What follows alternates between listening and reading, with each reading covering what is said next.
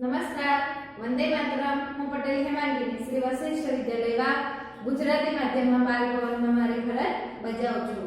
બાળ મિત્રો, આજે આપણે ગુજરાતી વિષય શીખવાના છે. જો ગુજરાતી વિષયમાં આપણે શું શીખીએ છીએ? મૂળાક્ષરો શીખીએ છીએ. પછી એના શબ્દો બોલીએ અને એમાંથી મૂળાક્ષર શોધીને આપણે ગોળ કરીએ છીએ. પછી ચિત્રનો મૂળાક્ષર પણ આપણે આગળના વિડીયોમાં જોઈ ગયા. તો આજે આપણે મૂળાક્ષરોની ખાનાપૂર્તિ કરવાની છે. તો આપણે કયા કયા મૂળાક્ષરો શીખી ગયા છે તેનું આપણે પુનરાવર્તન કરીશું. ક, ખ, ગ, ઘ, ચ, છ, જ, ઝ, ટ, ઠ, ડ, ઢ, અણ, ત, થ, દ, ધ, ન, પ, ફ, બ, ભ, મ. આપણે મ સુધી શીખ્યા છીએ. તો એ જ મૂળાક્ષરો આપણે શીખેલા છે એની આપણે ખાનાપૂર્તિ કરવાની છે. મૂળાક્ષરોની ખાનાપૂર્તિ કરો. આપણે મૂળાક્ષરો આમ તો બોલીએ છીએ, પણ જ્યારે નોટમાં લખીએ છીએ ખાનાપૂર્તિ કરવાની હોય ત્યારે આપણે બોલીને ખાનાપૂર્તિ કરીશું તો સરસ તમને પણ યાદ રહેશે અને લખવાની પણ ખબર પડશે કે ભાઈ મૂળાક્ષર એક લખેલો છે એની પાછળ ખાલી જગ્યા છે તો એના પછી કયો મૂળાક્ષર આવશે.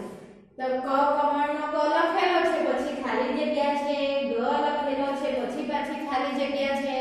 તો આપણે જોઈશું કે ક પછી કયો મૂળાક્ષર આવે. આપણે શું બોલીએ? ક ખ.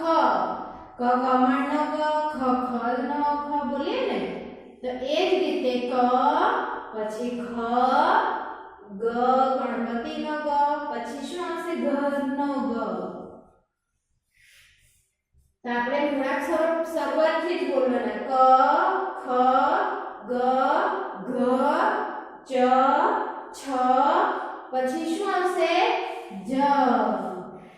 જબલાનો જ આપેલો છે એટલે આપણે પહેલી ખાનાપૂર્તિ કરી એમાં જોઈએ કે ક, ખ, ગ, ઘ, ચ, છ, જ, ઝ. પછી ટ લખેલો છે તો ટ ટપાલીનો ટ, પછી શું આવશે? ઠ ઠળિયાનો ઠ, ટ, ઠ, ડ. ડ ડબ્બાનો લખેલો છે પછી શું આવશે? ડ પછી ઢ. એટલે ટ, ઠ, ડ, ઢ. અણ લખેલો છે, અણ પછી શું આવશે? ત, ત તલવારનો ત. તો ટ, ઠ, ડ, ઢ, અણ, ત, થ.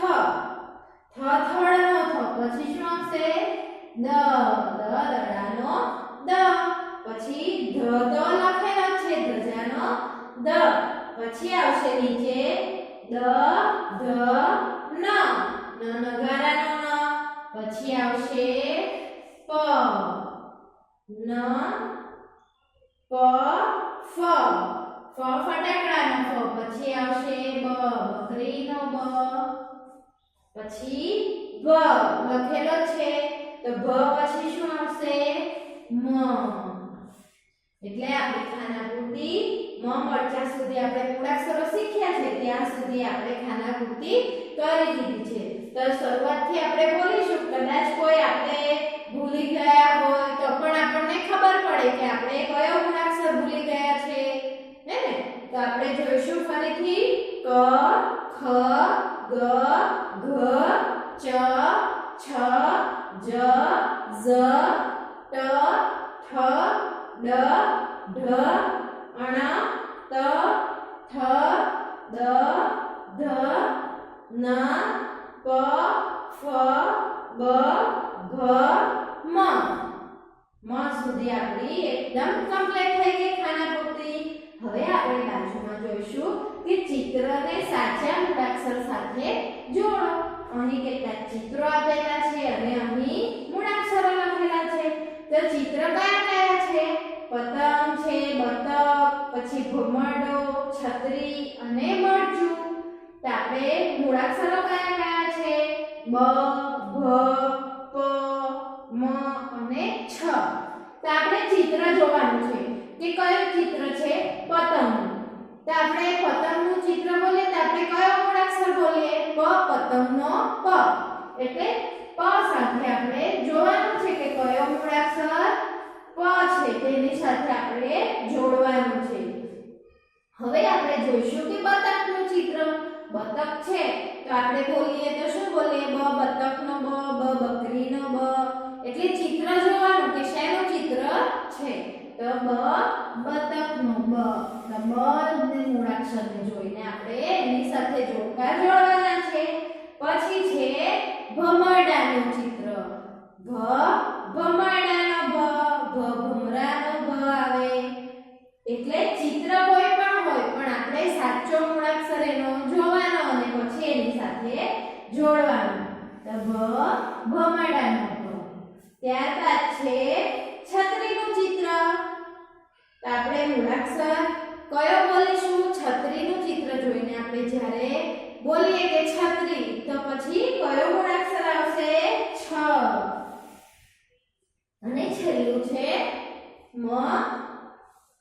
મરચું. મરચાનું ચિત્ર છે તો જો આપણે મ ને શોધીને આપણે જોડી દઈશું. તો મરચાનો મ. અહીં મરચું છે. જો મગર આપ્યું હોય ચિત્ર મગરનું તો પણ આપણે મ સાથે જોડવાનું. મગરનો મ, મરચાનો મ.